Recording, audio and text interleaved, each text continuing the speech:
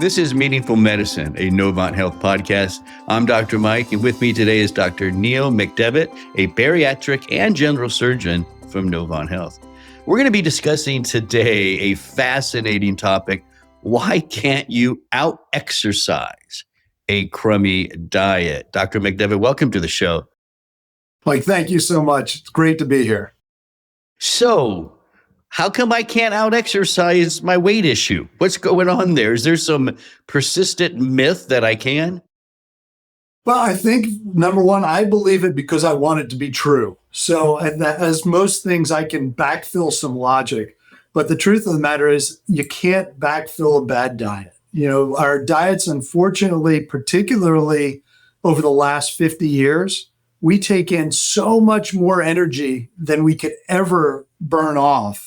And it's created this huge disparity. You know, the average American takes in about 30% more calories or more energy than they burn off. And it's really been a major contributor to the obesity epidemic. And I've noticed too in my own life, some of my friends, you know, when they do exercise more and they're being consistent, they tend to even eat more. It's like they're not really making a lot of gain there, right? That's part of that, maybe another part of the process or problem. Well, part of the problem is we are finely honed to survive famine. We've been doing it for thousands and thousands of years, and our genetics haven't changed. But over the last 50 years, so much has changed in our society. The idea of processed foods, right? So we now take in meals that are so processed that all of the fiber and nutrients are taken out of them. So it's like eating jet fuel. It's a profound amount of energy in a small, compact area. And because of that, they even have to enrich food, right? Enrich flours because they've taken everything good out of it that they've got to put it back in. Well, when we take in that much energy, it is impossible to exercise enough to offset it. So 4th of July coming up, if I decide to go to a fast food restaurant and eat a hamburger, fries, and a Coke, I will actually have to walk 2 hours climbing stairs to offset the amount of energy I just took in. I can barely make it up 3 flights of stairs without getting winded here to the office. So the idea of walking 2 hours to offset the energy, it's incredible. And it's just completely makes it impossible to out-exercise a bad diet. What a great analogy there, because that I think paints a great picture. Most people listening, I mean, I'm going to say most, you never know. There's some out there that are amazing, but most people are going to be able to do 2 hours upstairs. I mean, there's just no way. I understand that you use a character to kind of help your patients understand all of this food noise, the brain chemistry involved. Can you tell us about her? Yeah, we've nicknamed her Helena. Helena is that best friend that you had growing up that's been a bad influence, but you should have gotten rid of her a long time ago. So essentially what I believe is there's 2 types of hunger. There's body hunger, which is driven by 7, 8 different hunger hormones. The most famous one everyone knows now is GLP. And what that is if you don't have enough caloric energy, your body sends these messengers saying, hey, I'm starving, feed me, right? There's a second different set of hormonal regulators called serotonin and dopamine in our brain. We all know these. These are the feel-good chemicals, right? When people smoke, they actually get a bump of serotonin and dopamine. When you have alcohol and when you eat certain foods, particularly bread, rice, potato, pastas, and sugars, are comfort foods. And the reason we tend to gravitate towards these foods, we're actually compelled to eat them because they help fix our brain chemistry. So when people quit smoking, right, everyone gains weight eating bread, rice, potato, pasta, sugars because we're compelled to do these things to fix our brain chemistry. So the problem is we gravitate towards these foods to make us feel better, makes us gain weight, which makes us feel worse, which has us eating to feel better, which makes us gain weight. And that's the whole theory of starch addiction. Well, in order to make this a little more palatable, what I said was, let's give it a name, right? If I name it, I can beat it. So we've nicknamed her Helen. She's great. She's been there. She has helped us. We have a bad day. Helena comes and says, baby, you had a horrible day at work. Let's go get a pizza. And when we give it a name, it takes a lot of the guilt out of weight, because weight is such a sensitive topic. And we have so much guilt associated with weight gain that by being able to kind of separate it from us, we can look at it subjectively instead of internalizing it. And it's really been a great tool when people come back to me and they go, God, I'm embarrassed. I go, hey, it wasn't you, it was Helena. Now let's figure out how to get rid of her again. That's great. I like that. I have a lot of Helenas in my life, by the way. Okay, so when you do all this, right? So you're having this conversation, and you're speaking about the brain chemistry, and hopefully, the patients are starting to understand that. How does that really help overall? When they have this understanding, do you see them more committed, better results down the line? What are some of the outcomes you have? Well, I think first and foremost, it takes the guilt out of it. My patients are seeing me because they're so busy caring for everyone else's needs, they neglect their own. And when I can help them see that a lot of these forces that are driving their weight are brain chemistry. It's not a character flaw. They're being driven by brain chemistry. Then it enables me to say, all right, now let's look at how we can alter that brain chemistry. Let's find a dietary plan that makes sense. Let's understand the why behind why we make these food choices and put barriers in place to keep them from falling into those same identical ruts. At the same time, it gives me a real good way of including movement as a way of helping offset that brain chemistry. So we encourage movement at the same time that we're encouraging these lifestyle changes. And movement, exercise, let's face it, it is a crucial component to maintaining and getting weight loss. You have calories in, you have calories out, or energy in, energy out. If the energy in exceeds the energy out, we're going to gain weight because our body is designed to store it for that next time we're starving. So by including movement in there, we can really increase that energy output. And more importantly, we do that, we build muscle. And I love muscle. When it comes to metabolic, muscle is sexy. What muscle does is it is constantly burning energy. So it increases our idle speed. It increases the amount of energy we burn even at rest. It increases our metabolic rate, which then makes it easier for us to lose weight down the road. I'm glad you went over that, because we want to make it clear to the audience. We're not saying don't exercise and just focus on diet. You're saying there has to be this nice balance between what you're bringing in and what you're burning out in order to achieve a more lasting weight loss success, right? So I'm glad you went over that. I want to focus on diet though right now. There are so many different diets out there, right? How do you help patients decide which diet is going to be best for them based on the types of calories that diet is going to be providing? Is that, or do you even really go over that with them? As long as they're just maybe eating less, you're happy? Well, where I go with is not necessarily the volume of eating. What I'm looking at first and foremost is what, right? What I want to do is get rid of the brain hunger, feed the body. And what I want to do is feed the body with as complex of a nature of food that I can, so our body is absorbing it at a slower, steadier pace. So for me, it's a function of, while you're trying to lose weight, really get rid of the bread, rice, potato, pastas, and the sugars. Get rid of those foods that really kind of get into the head hunger component. Now, it's not a no-carb diet. I want carbs. Our body needs them, but I want to get them from fruits and vegetables.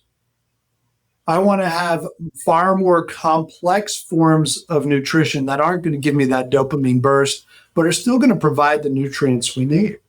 So that's an important point there. It's not that it's no carb, it's better carbs Right. from fruits and vegetables. I think that's a fantastic point. So, but how does your body, okay, let's go back to that carb.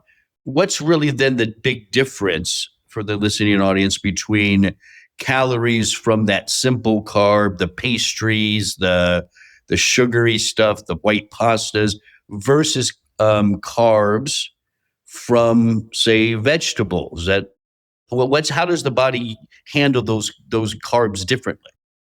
So what I think of it is the processed carbs, right? Our processed foods, the breads, et cetera. It's like drinking jet fuel.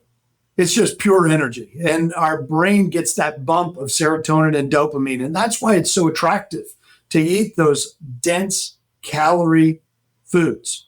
And the problem is when we look at it compared to something that is not processed, right? We look at the same volume of food. We look at a plate worth of food. This is going to provide profoundly more energy versus this. This is going to have a lower energy content. It's going to have me feeling fuller, longer. It's going to provide me better nutrition. It's going to give me fiber that's going to be important to help my gut. And it's going to make me feel satisfied because I get to eat more of it with less energy coming in. So the way our body absorbs it is when we have a processed carbohydrate, it is immediately broken down into sugar. It causes this huge burst of sugar into our body. Our body has to respond quickly by dumping insulin to pull that sugar into our body tissue. So it doesn't even have a chance to be utilized before it's being absorbed and converted into fat or converted into a storage form. When we eat something complex, it's burned off, it's broken down slower, our body doesn't respond as aggressively to it, and it's utilized in a much more even pace. And that's important when we look at storing that energy versus using that energy, if that makes sense. Your body, like when it comes to calories, your body, it sounds like it's not going to waste a calorie. It's either going to burn it or it's going to store it. It's going to burn it right away or it's going to store it. So what you're saying is if you're bringing jet fuel in all the time, that's going to just go, and you're not exercising that much, that's just going to go right to fat eventually down the line.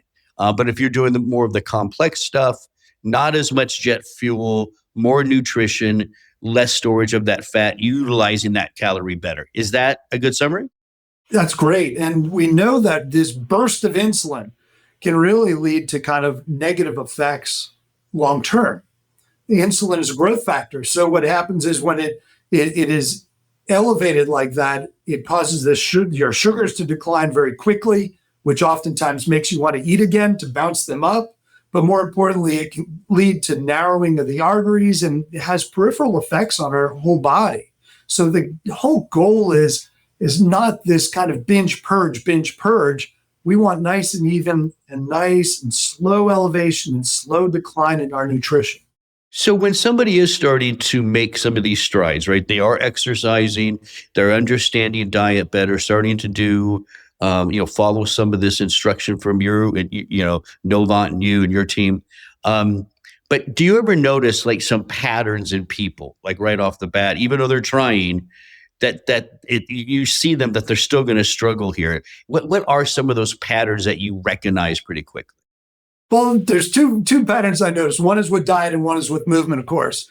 The movement one is everybody's a sprinter. Everyone is a professional dieter and exerciser. And they come out of the chute, all right, today I'm going to wake up, I'm going to put shoes on, I'm going to run a marathon. And it's so miserable that day two, they go, I'm not doing this anymore.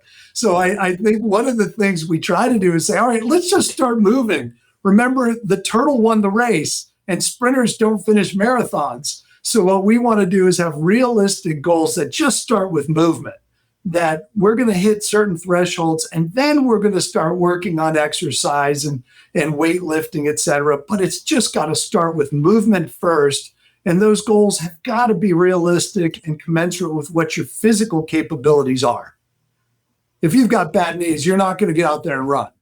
When you're thinking about some of those patterns, starting off real strong and dropping off, I'm sure you have strategies and techniques to let them know, like from the very get-go, here's the best way for you to probably start exercising. And we're going to work up to this over time versus just diving right into that gym membership that goes to waste in 6 months. So what I love pedometers. They don't lie. And much to my chagrin, they don't lie. But it really gives you a good sense of what have I done in a day? So if I go grocery shopping and I walk every aisle and I've done 3 miles of walking between grocery and parking and work and getting the groceries into the house, what's the difference between walking 3 miles through the course of my day versus 3 miles at the gym? 3 miles is 3 miles is 3 miles. So I love a pedometer just to remind us as a constant reminder that you've just got to move first. And I can tell you, I've got a gym bag in my car. It's been sitting there. I have the same clothes in it because once life gets busy, the last thing I'm doing is going to the gym. But I can still move. For patients that you have that have gone more to a plant forward eating program, regimen, however you want to say it, have you seen those patients with significant health improvements? Of course, they're getting rid of most of the processed things. But the challenge I run into with patients who are really pursuing more of a plant-based is we always talk about weight loss and people always think of it as a matter of energy in, energy out, right? Calories in, calories out. And oftentimes when people endeavor into a new diet, they miss a critical component. We need to make sure we're getting enough protein to maintain that lean body mass. And we need at least 60, and a lot of folks are even recommending 90 grams of protein during the period of time that you're looking at restricting your calories in order to maintain body mass. Because if we don't get enough protein in, our body starts to chew up that body mass, which then lowers our metabolism, which then lowers our ability to lose weight. And we can see people's metabolism drop by 30%. And that can last for years following a period of time of severe protein calorie malnutrition. Wow, that's amazing. You mentioned muscle kind of towards the beginning of our interview and how important muscle mass is.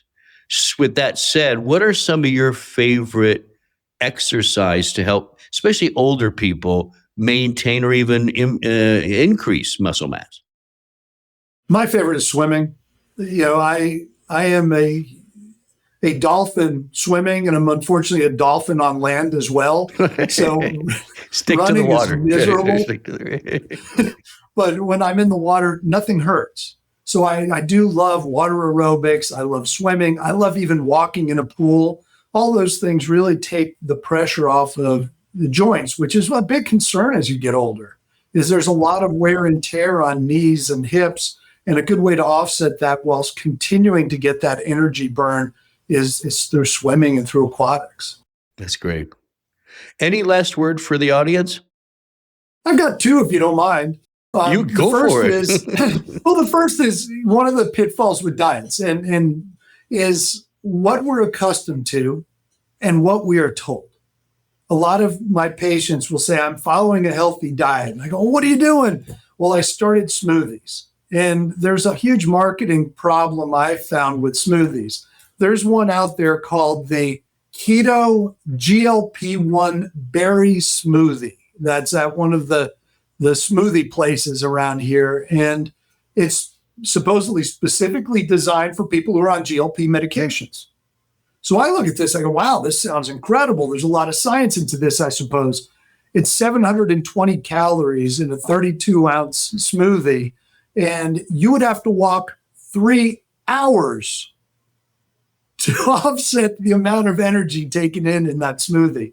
So a lot of times people think they're doing the right thing, but you have to really dive into the data to see if there's accuracy in what you're being told. Love that. That's a lot of calories in one little drink. I'll tell you that right now. But just one last question then. What's your overall feeling about smoothies if they're done correctly with good fruit, stuff like that? Can smoothies be a part of a healthy diet? I prefer something called a protein shake, which is effectively, to me, a smoothie is an adult milkshake. Usually what you do is you throw in a ton of fruit, you throw in something green to justify it, and you drink it, and it's typically 70 grams of sugar, and you go, well, I drank all of my fruit requirements for the day. I want to eat the fruit. I want to eat the food. I want to feel full. I want those hunger hormones to feel satisfied so that I'm not hungry an hour from now. Yeah, as long as it's green, though. Yeah, it's green. I threw in some green. It's good. The last message I would have is pretty simple. If you're doing all those things and you're still struggling, we have a whole arm of medicine now looking at metabolic research called a bariatrician. It's a metabolic weight loss specialist. And they will do things like look at your basal metabolic rate, what your idle is, if you will. They'll look at your diet. They'll look at so many of these different components. And then we have an arms of medications that we didn't have access to 20 years ago. So you don't have to do it yourself. There are professionals out there that can help. And then if even those things fail, that's where I come in, and we have surgical alternatives to help those who really struggle despite going through all these other endeavors. Man, that's fantastic information. Thank you so much for coming on the show today. Thank you. And I look forward. I hope I get an invite back again sometime. You will, no doubt. For more information, you can visit novonthealth.org. If you enjoyed this podcast, please go ahead and share it on your social channels and explore the entire podcast library for topics of interest to you. This is Meaningful Medicine. Thanks for listening.